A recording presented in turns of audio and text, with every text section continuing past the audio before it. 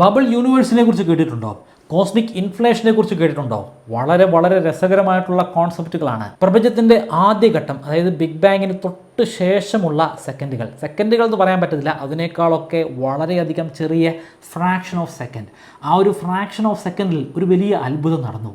പ്രപഞ്ചം അതിഭീകരമായ വേഗതയിൽ വികസിക്കാൻ തുടങ്ങി. അത്രയും വേഗതയിൽ ഒരിക്കലും പ്രപഞ്ചത്തിന് വികസിക്കാൻ സാധിക്കുകയില്ല, നമുക്കറിയാവുന്ന തിയറികളുടെ അടിസ്ഥാനത്തിൽ. ഗവേഷകർ പല ഹൈപ്പോത്തിസിസുകൾ മുന്നോട്ട് വെച്ചു. അത്തരത്തിലൊന്നാണ് കോസ്മിക് ഇൻഫ്ലേഷൻ. കോസ്മിക് ഇൻഫ്ലേഷൻ കാരണമാണ് അത്രയും പെട്ടെന്ന് പ്രപഞ്ചം വികസിക്കാൻ തുടങ്ങിയത്. അങ്ങനെ പെട്ടെന്ന് വികസിക്കാൻ തുടങ്ങുന്നതിന് ഇടയിൽ പ്രപഞ്ചം പല ചെറിയ പ്രപഞ്ചങ്ങളായിട്ട് മാറി. ആ ചെറിയ ബബിൾ അല്ലെങ്കിൽ കുമിളയെന്ന് പറയാൻ സാധിക്കുന്ന പ്രപഞ്ചം പിന്നീട് വികസിക്കാൻ തുടങ്ങി.